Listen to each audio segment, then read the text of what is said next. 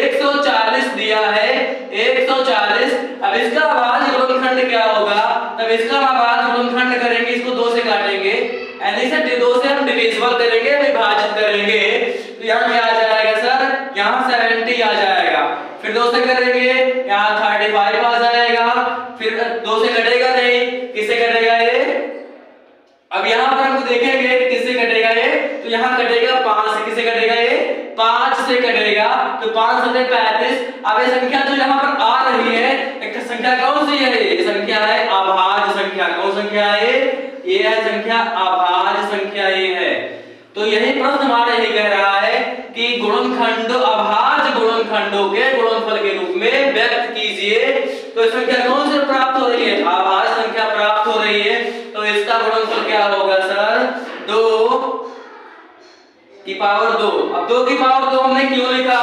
क्योंकि यहाँ पर 2 बार है। अब इसको ऐसे भी हम लिख सकते हैं, इसको ऐसे भी हम लिख सकते हैं, 2 गुना 2 गुना 5 गुना 7। अब इसको अगर हम आगे बढ़ाएं सर, तो 7 से डिविजिबल कर दो, तो यहाँ 1 बचेगा। क्या बचेगा? यहाँ पर 1 बचेगा। और 1 इसमें छिपा होता है, 1 भी इसमें क्या होता है? लिखा जाता है। अर्थात ये आपका क्या होगा? उत्तर होगा। ये क्या होगा? आपका उत्तर होगा। यानी कि इसका अभाज्य गुणनखंड क्या होगा? 2 गुणे 2 गुणे 5 गुणे 7 गुणे 1 होगा। अब ये संख्या जो किसका अभाज्य गुणनखंड आया हुआ है, इसको गुणा करने पर भी आपका 41 आना चाहिए। आप गुणा करेंगे, आपका आ रहा होगा। सेकंड क्वेश्चन की हम बात करेंगे।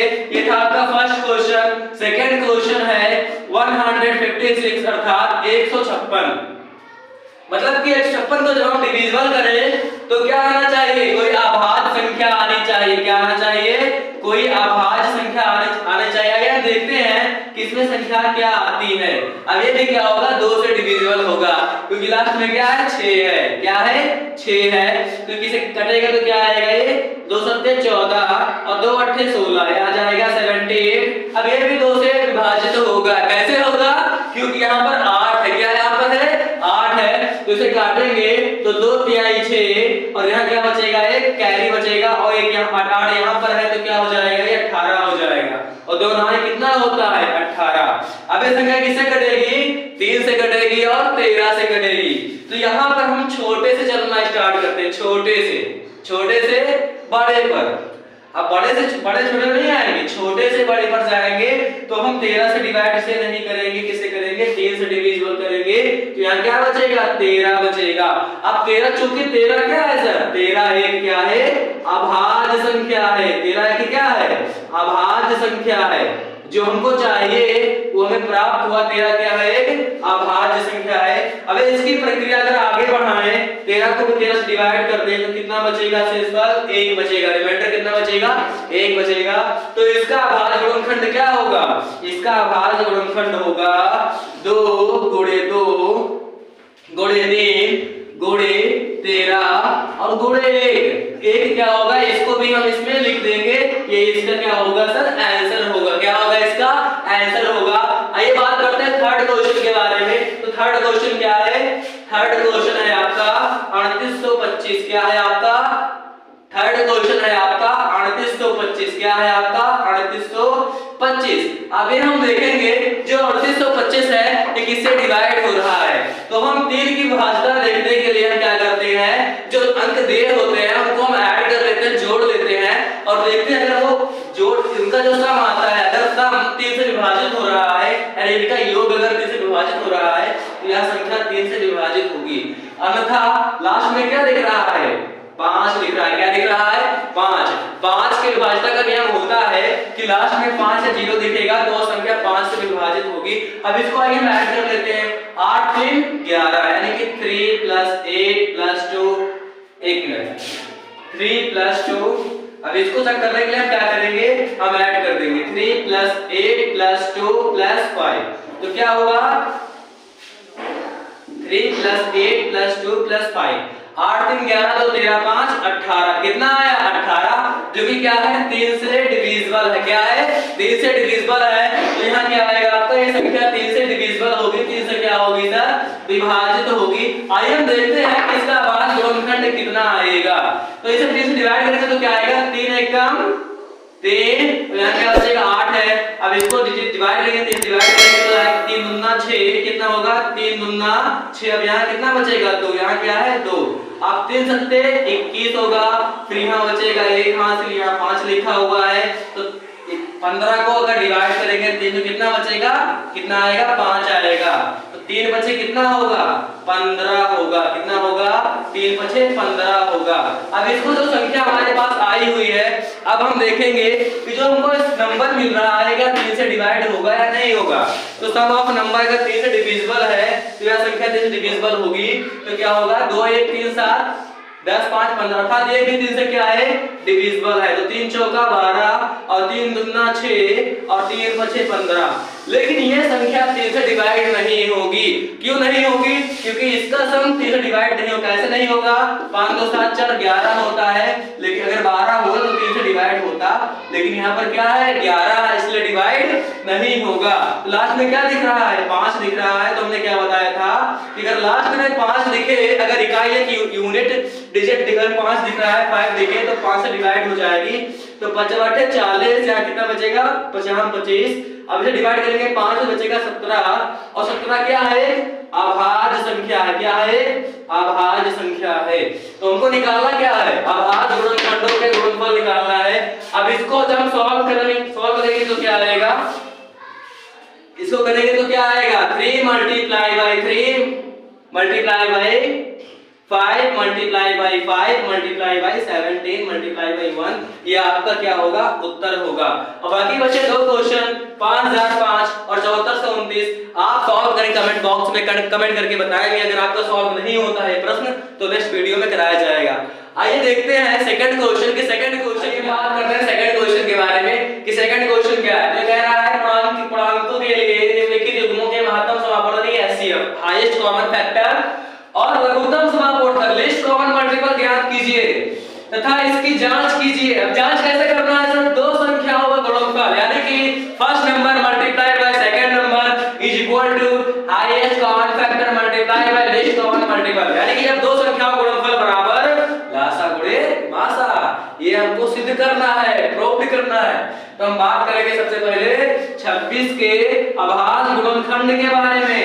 26 का अभाज्य गुणनखंड क्या होगा 2 गुणे 13 होगा। कितना होगा 2 गुणे 13 होगा। कितना होगा 2 गुणे 13 होगा। ये पहली कंडीशन। और दूसरी कंडीशन क्या है कि 91 लिखा है। क्या लिखा है सर 91 लिखा है। तो इसका गुणनखंड क्या होगा 7 13 का पहाड़ा पढ़िए आप 13 कितना होता है 13 कितना होता है 91 होता है। तो 7 गुणे 13 कितना होगा ये होगा आपका 26, ये कितना होगा आपका 91। अब देखा जाए तो एचसीएफ क्या होता है कि जो दोनों में उभयनिष्ठ हो, जो दोनों में उभयनिष्ठ हो, जो दोनों में हो, अर्थात 13 इसमें भी है 13 इसमें भी है, तो ये क्या हो जाएगा हमारा, ये हमारा एचसीएफ हो जाएगा। तो एचसीएफ निकल कर क्या आएगा, एचसीएफ निकल करके 13 आएगा। कितना निकल के आएगा 13 निकल के आएगा। अब यहाँ पे एचसीएफ हमने लिख दिया, अब क्या बचा 2 और 7 बचा। तो एलसीएम क्या होगा, तो एलसीएम बराबर, एलसीएम में किसी को नहीं छोड़ा जाता है, तो एचसीएफ को लिख दीजिए पहले, एचसीएफ के बाद में जो बच रहा है उसको लिख दीजिए, 2 और 7 को लिख दीजिए, 2 और 7 को लिख दीजिए। तो हमारा एचसीएफ निकल के आया 13। अब एलसीएम क्या होगा, तो 13 और 7 दूनी 14, ठीक। अब ये होगा आपका 182, अर्थात हमारा एलसीएम आ गया 182 और एचसीएफ आ गया 13। अब हम इसको प्रूफ करेंगे कि क्या ये इसके बराबर है या नहीं। तो एचसीएफ मल्टीप्लाई बाय एलसीएम बराबर 2 नंबर को हम मान लेते हैं n1 गुणे n2। अब आप जानते हैं कि n1 क्या है 26 है, n2 क्या है 91 है। तो यहाँ पर क्या आएगा सर, यहाँ पे आएगा एचसीएफ 13 है, ये आपका 182 है, और n1 कितना है, n1 26 है और n2 कितना है 91 है। अब जब इसको आप गुणा करेंगे तो गुणा करने के बाद में देखा जाए तो कितना आएगा, लगभग 2366 आएगा, और ये भी आपका 2366 आएगा। तो देखिए अतः, अब यहाँ लिखेंगे अतः एचसीएफ गुणे एलसीएम बराबर दो संख्याओं का गुणनफल, दो गुणनफल ये हो क्या होगा हमारा प्रूव्ड हो जाएगा। तो इसे हम लिखेंगे इति सिद्धम। क्या लिखेंगे? हैंस प्रूव्ड या फिर लिखेंगे इति सिद्धम। तो यह क्वेश्चन आपको समझ में आया होगा। इसमें कुछ नहीं करना है, केवल एचसीएफ निकाल लेना है, एलसीएम निकाल लेना है और एचसीएफ निकालने के बाद में दोनों को मल्टीप्लाई कर देना है और जो नंबर्स दिए हुए हैं उनको भी मल्टीप्लाई कर देना है और जो अगर दोनों बराबर आ रहे हैं तो वह क्या होगा हमारा प्रूव्ड होगा, यानी कि ये हमारा सिद्ध हो जाएगा। अब आशा करते हैं समझ में आ गया होगा। बाकी के दो क्वेश्चन आप सॉल्व करें, कमेंट बॉक्स में कमेंट करके बताएंगे कि हाँ सवाल जो दिया गया है लगा या नहीं लगा। अगर ये सवाल नहीं लगेगा तो आपको देखा जाए तो नेक्स्ट वीडियो में आपको समझाया जाएगा। आइए मिलते हैं नेक्स्ट क्वेश्चन पे। आइए बात करते हैं थर्ड क्वेश्चन के बारे में। थर्ड क्वेश्चन में क्या कह रहा है? कुछ नहीं कह रहा है, इसमें भी क्या निकालना है? एचसीएफ निकालना है और एलसीएम निकालना है। ठीक, यानी कि लासा और मासा निकालना है, लघुत्तम समापवर्तक है महत्तम समापवर्तक इसमें आपको निकालना है। तो आइए बात करते हैं। पहले भी हम बात कर चुके हैं जैसे कि लासा कैसे निकालेंगे, मासा कैसे, यहां पे वही कॉन्सेप्ट यहां पे लागू होगा। कैसे लागू होगा आइए हम देखते हैं। तो यहां 12 को पहले हम लेंगे, किसको लेंगे? 12 को। अब 12 का हम क्या करेंगे? अभाज्य गुणनखंड करेंगे। तो बेटा क्या करेंगे? 2 से काटेंगे, क्या आएगा? 6 आएगा। फिर 3 किसे कटेगा? 2 से कटेगा, क्या आएगा? 3 आएगा। अब 3 क्या है? अभाज्य संख्या है। क्या है? अभाज्य। अब इससे मुझे मतलब याद नहीं कि अभाज्य की अभाज्य छोड़िए, इसको 3 से काटेंगे क्या बचेगा? इस पर 1 बचेगा। तो इसका क्या होगा? इसका गुणनखंड होगा 2 गुणे 2 गुणे 3 गुणे 1। 1 के बीच में हम लिखते हैं। उसके बाद में जब 15 को हम लेंगे, जब इसमें हम 15 को लेंगे, 15 का जब निकालेंगे अभाज्य गुणनखंड 15 का। अब 15 किससे कटेगी? 15 3 से कटेगी। कैसे कटेगी? 3 से कटेगी। 3 बचे 15, 3 बचे 15, 5 से कटेगा, 5 एकम 5। तो इसका क्या आएगा? 3 गुना 5 आएगा। अब 21 का निकालेंगे, किसका निकालेंगे? 21 का। तो 21 किससे कटेगा? 3 से कटेगा। 3 सते 21 और 7 एकम 7, अर्थात इसका गुणनखंड क्या आएगा? इसका गुणनखंड आएगा 3 गुना 7 बराबर 21। क्या यही आएगा ना? अब इसको तीनों एक साथ में लिखते हैं, क्या निकालने के लिए? लासा और मासा निकालने के लिए। तो यहाँ पर 3 है, यहाँ भी 3 है। 3 को 3 के नीचे लिख देंगे, गुणे में क्या है? 5 है। यहाँ पर हम लिख देंगे 3 है, 3 को यहाँ लिख देंगे, गुणे में क्या लिख देंगे? 7 लिख देंगे और गुणे में 1 लगा देंगे, गुणे में 1 लगा देंगे। तो 3 क्या हो जाएगा हमारा? उभयनिष्ठ हो जाएगा, जो कि तीनों में क्या हो जाएगा? उभयनिष्ठ हो जाएगा, जो कि तीनों में है। अब इसको हम इधर भी लिख सकते हैं, जैसे कि यहाँ पर अगर हम ना लेकर लिखना चाहे तो इसको इस प्रकार से हम लिख सकते हैं गुना 5 और ये क्या था? 5 गुणे 3 को हम 3 गुणे 5 का मतलब 5 गुणे 3 भी हम लिख सकते हैं और इसको क्या लिख सकते हैं? 7 गुणे 3 भी हम लिख सकते हैं।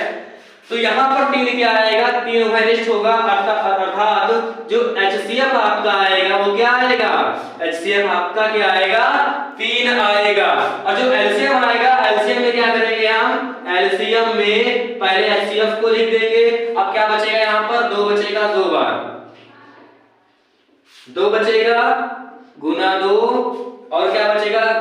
गुना 7 और क्या बचेगा? गुना 1। यानी कि 3 गुना 2 गुना 2 गुना 5 गुना 7 गुना 1 कितना बचेगा? अब इसका एलसीएम कितना आएगा? तो दुना 4 5 6 20 सत्ते कितना होता है? यहाँ आ जाएगा आपका 3। अब दुना 4 5 6 20 और 20 सत्ते होता है 214, अर्थात 140 होता है। कितना होता है? 140। ठीक, अब इसको गुणा करेंगे आप तो आपका 420 आ जाएगा। क्या आएगा आपका? 420 एलसीएम आएगा। क्या आएगा? एलसीएम आएगा। अब यहां लिखेंगे अतः HCF बराबर क्या था? 3 और एलसीएम बराबर 120। अब ये आपको समझ 420 ये आपको समझ में आया ही होगा कि कैसे निकाला गया। कैसे निकाला गया? यही मेथड आपको पूर्व क्वेश्चन जो था पूर्व वाला इससे, उसमें भी यही करना था। उसमें क्या करना था? लासा गुणे मासा बराबर दो संख्याओं का गुणनफल करना था। अब इसमें 17 23 और 29 है। अब 17 23 29 में हम क्या करेंगे? अब देखिए 17 है, 23 है, यही है ना, और 29 है। 3 संख्याएं हैं। तो हम जानते हैं कि अभाज्य संख्याओं का गुणनफल क्या होता है? उनका लासा होता है। ये संख्याएं कौन सी हैं? अभाज्य है। अभाज्य संख्याएं वे होती हैं जो 2 से ना घटे, स्वयं से कटे या 1 से कटे, 17, 23, 29 इनको हम गुणा कर देंगे तो इनका हमें लासा प्राप्त हो जाएगा। और इनका मासा क्या होता है, हमेशा अभाज्य संख्याओं का मासा 1 होता है। क्या होता है, 1 होता है। तो यह दो क्वेश्चन भी आपको सॉल्व करने हैं और सॉल्व करके आप कमेंट बॉक्स में कमेंट कीजिएगा। अगर आपका सॉल्व नहीं होता है तो यह क्वेश्चन भी नेक्स्ट वीडियो में लगवाया जाएगा। आइए बात करते हैं फोर्थ क्वेश्चन के बारे में कि फोर्थ क्वेश्चन क्या कह रहा है। इसमें भी कुछ नहीं है, एकदम चुरल सवाल है। देखिए यहाँ पर दिया है HCF, मतलब ये संख्या है। अब इसको देखकर के लोग समझेंगे कि इसमें क्या करना है, ये क्या है, पता नहीं क्या है, लोग समझने लगते हैं। लेकिन ऐसा कुछ भी नहीं है, ये भी एकदम चुरल है। देखो HCF यानी इस संख्या का HCF कितना है, 9 है। कितना है, 9 है। इसका LCM ज्ञात करना है, किसका, इसका, इस संख्या का। तो संख्या क्या है, यानी कि दो संख्याएं हैं, दो क्या है, संख्याएं हैं, दो संख्याएं हैं। कौन कौन सी, 306 और 657 है। अब इनका जो HCF दिया हुआ है, क्या HCF कितना दिया है, 9। अब इनका में क्या ज्ञात करना है, LCM। तो आपने सूत्र देखा होगा, पढ़ा होगा, क्या, दो संख्याओं का गुणनफल। अभी पहले ही सवाल में लगवाए हैं, तीसरे सवाल में बताए हैं आपको, दो संख्याओं का गुणनफल बराबर लासा गुना मासा। ये भी आपको भी समझाए हैं तीसरे सवाल में। यही सूत्र यहाँ लागू होगा। अब यहाँ दो संख्याएं कौन कौन सी हैं, 306 और कौन सी है, 657 है। कौन सी है, 657 है। अब यहाँ पर लासा निकालना है आपको। क्या निकालना है, लासा निकालना है। मासा कितना दिया है, मासा दिया है सर आपको 9। कितना दिया है, 9। अब यहाँ लासा निकालने के क्या करेंगे कि हम 9 का 75 कर देंगे इधर गुणे में, इस पार भाग में। तो यहाँ क्या हो जाएगा, 306 गुणे 657 बटा 9। क्या करेंगे, बटा 9। अब इधर क्या लिखेंगे हम, इधर लिखेंगे हम लासा। क्या लिखेंगे इधर हम, लासा लिखेंगे। क्या लिखेंगे इसका हम, लासा लिखेंगे। क्या लिखेंगे, लासा लिखेंगे। अब यहाँ पर देखा जाए तो इसको सॉल्व करने के बाद में, इसको सॉल्व करेंगे तो क्या आएगा, 22,338 आपका उत्तर आएगा। यही आएगा आपका आंसर। कितना इजी था। आइए हम मिलते हैं पांचवें प्रश्न के बारे में। पांचवा प्रश्न क्या कह रहा है, जांच कीजिए कि किसी प्राकृत संख्या n के लिए 6 पावर n अंक 0 पर समाप्त हो सकती है या नहीं। ये भी क्या है, बहुत सरल है सर। इसको देखकर चलिए बिल्कुल ना, इसमें कुछ नहीं है। अब ये कह रहे हैं कि जो संख्या 6 की पावर n है, क्या 0 पर समाप्त हो रही है या नहीं। आइए इसे गुणनखंड करते हैं। तो गुणनखंड क्या होगा, 2 गुणित 3 की पावर n होगा। क्या होगा, 2 गुणित 3 की पावर n होगा। 2 गुणित 3 की पावर n होगा। तो इसमें नोट में क्या लिखेंगे, अगर कोई भी संख्या 0 पर समाप्त होना चाहती है तो उसमें कम से कम एक बार 2 गुना 5 आना चाहिए। 2 पंचे 10। 0 आ रहा है, नहीं आ रहा, 0 आ रहा है। अर्थात कोई भी संख्या 0 पर समाप्त होना चाहती है तो उसमें क्या आना चाहिए, 2 गुणित 5 का एक कम से कम एक गुणनखंड, कम से कम एक गुणनखंड आना चाहिए। कम से कम एक गुणनखंड आना चाहिए। लेकिन इसमें क्या हो रहा है, नहीं आ रहा है। अतः यह संख्या 0 पर नहीं समाप्त होगी। आइए हम बात करते हैं छठे प्रश्न के बारे में। छठा प्रश्न क्या है, इसमें लिखा है व्याख्या कीजिए कि ये जो दिया हुआ है क्या ये भाज्य संख्याएं क्यों है, यानी ये और ये भाज्य क्यों है। तो इसके बारे में डिस्कस करते हैं। कैसे, पहले इसको हम लिख लेते हैं। 7 गुना 11 गुना 13 प्लस 13। अब इसको गुणा करेंगे तो कितना आएगा, लगभग आपका 1014 आएगा। अब इसका हम निकालेंगे सर अभाज्य गुणनखंड। क्या निकालेंगे, अभाज्य गुणनखंड। 2 से काटेंगे, 2 पंचे 10 और यहाँ 7 से कटेगा। अब इसको क्या करेंगे हम, किससे कटेगा आपका, 7 5 12 3 से कट जाएगा। किससे कट जाएगा, 3 से।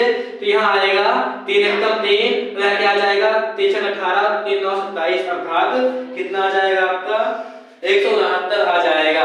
अब इसको काटेंगे तो किससे कटेगा आपका, 13 से कटेगा। यहाँ आ जाएगा 13 और ये भी काटेंगे 13 से, यहाँ आ जाएगा 1। क्या आएगा आपका शेषफल, 13 शेषफल आपका आएगा। कितना आएगा आपका 13 आपका शेषफल आएगा। तो इसको जब हम लिखेंगे तो इसको कितना लिख सकते हैं, 2 गुना 3 गुना 13 गुना 13 लिख सकते हैं। और इसका मतलब भी 1014 होगा, इसका मतलब भी 1014 होगा। अतः ये संख्या जो दी हुई है इसको हम इस रूप में भी लिख सकते हैं। इसलिए अंकगणितीय आधारभूत प्रमेय से यह संख्या भाज्य होगी, यह संख्या भाज्य होगी। उसके बारे में इस बात में इसमें हम बात करेंगे 7 गुना 6 गुना 5 गुना 4 गुना 3 गुना 2 गुना 1 प्लस 5, यही है ना। 7 से घटाएं तो बचे 210 और 210 गुने 4 पे 12 गुना 24 प्लस 5, ये कितना आपका आएगा, लगभग 5040 प्लस 5 लगभग 5045 आपका ये आएगा। अब 5045 को हम क्या करेंगे, इसका भी हम निकाल देंगे। वही क्या निकालना है मुझे, जो हमको निकालना है क्या, अभाज्य गुणनखंड। तो 5045 का निकालेंगे अभाज्य गुणनखंड। लास्ट में देख रहा है 5, तो इसलिए हम काट देंगे 5 से। किसे काटेंगे, 5 से, तो क्या आएगा 5 दाम 50 और 5 9 45। अतः या इसको हम कैसे लिख सकते हैं सर, 5 गुना 1009 के रूप में लिख सकते हैं। किसे लिख सकते हैं, 5 गुना 1009 के रूप में लिख सकते हैं। अतः अब यहाँ पर हम लिखेंगे, अब इतना बराबर भी 5045 के होगा। अब इसमें हम क्या लिखेंगे, अतः यह संख्या भाज्य होगी, भाज्य होगी। अब मैंने बताया क्यों होगी, क्योंकि इस संख्या को हम इस रूप में लिख सकते हैं, इस संख्या को हम इस रूप में भी लिख सकते हैं। इसलिए अंकगणितीय आधारभूत प्रमेय के अकॉर्डिंग के अनुसार यह संख्या भाज्य होगी। अब हम बात करेंगे सातवें प्रश्न के बारे में। क्या लिखा है, किसी खेल के मैदान में चारों ओर एक वृत्ताकार पथ है। इस मैदान का एक चक्कर लगाने में सोनिया को 18 मिनट लगते हैं, जबकि इस मैदान पर रवि को एक चक्कर लगाने में 12 मिनट लगते हैं। यानी कि सोनिया लगा रही है 18 मिनट में, रवि लगा रहा है 12 मिनट में। तो कह रहे हैं कि प्रारंभिक स्थान चलना प्रारंभ करें और एक ही समय पर, तो वह पुनः उस स्थान पर कब मिलेंगे, पुनः प्रारंभिक स्थान पर कब मिलेंगे। तो सवाल देखकर डर लग रहा होगा, सवाल बहुत बड़ा है, कैसे लगेगा, ऐसा कुछ नहीं है। खुदा पहाड़ निकली चुहिया, देखिए कितना सरल है ये। तो यहाँ क्या है, प्रारंभिक स्थान पर, तो इसका क्या निकालना है, यहाँ पर लासा निकालना है। क्या निकालना है, इसका लासा निकालना है। क्या निकालना है, लासा निकालना है इसका। तो यहाँ पर हम देखेंगे कि जो 18 मिनट लग रहा है, किसको, सोनिया को, किसको, सोनिया को लगा समय, कितना लगा समय बराबर 18। तब 18 का क्या निकालेंगे हम, लासा। क्या निकालेंगे हम, 18 का लासा। तो 2 9 18, 3 त्रिका 9 और 3 एकम 3। तो इसका क्या आएगा गुणनखंड, इसका आएगा 2 गुने 3 गुने 3। इसका उसके बाद में रवि को लगा समय बराबर कितना लगा, 12 मिनट। अब यहाँ पर हम निकाल लेंगे 12 का, क्या निकाल लेंगे, 12 का निकाल लेंगे हम गुणनखंड। तो क्या आएगा, आइए हम देखते हैं क्या आएगा। 2 गुणे 2 गुणे 3 आएगा, 2 गुणे 2 गुणे 3 आएगा। अब इसको हम किस तरह लिखेंगे सर, ऐसे लिखेंगे। किस तरह लिखेंगे, ऐसे लिखेंगे। और इसको कैसे लिखेंगे हम, 2 गुणे 3 की पावर 2 लिखेंगे। अब इसमें लासा का मतलब क्या होता है, लासा का मतलब होता है अधिकतम घात। क्या होता है, अधिकतम घात को लिया जाता है। मासा में क्या होता है, न्यूनतम घात को लिया जाता है। तो लासा बराबर क्या होगा और मासा बराबर क्या होगा। अब इसमें मासा निकालना नहीं है मुझे, क्या निकालना है, केवल लासा निकालना है। क्या निकालना है, चलो मासा, इसमें मासा भी बता देते हैं। तो लासा क्या होगा, अधिकतम घात। इसमें अधिकतम घात क्या है, 3 है और इसमें क्या है, 2 है। बस इसी का हम क्या करेंगे, सॉरी लासा में इसी का हम गुना कर देंगे। तो ये क्या आएगा, 3 त्रिका 9 और 2 दूनी 4। 3 की पावर 2 का मतलब होता है 9, इसका मतलब होता है 4। कितना आएगा, 36। और 36 मिनट बाद वह पुनः मिलेंगे। अगर इसका मासा निकालेंगे तो कितना आएगा सर, आपका 3 आएगा। कितना आएगा आपका, 3 दूना 6 लगभग आ जाएगा। तो हम मिलते हैं नेक्स्ट वीडियो में। 1.3 के साथ में। और जो भी आपको क्वेश्चन टफ लग रहा हो तो कमेंट बॉक्स में जरूर कमेंट कीजिए और आप वीडियो को जितना अधिक हो सके लाइक कीजिए एंड सब्सक्राइब कीजिए चैनल को। यही आपका लाइक ही हमारा क्या है, मोटिवेशन है। तो मिलते हैं नेक्स्ट वीडियो में। Okay, all the best, thank you.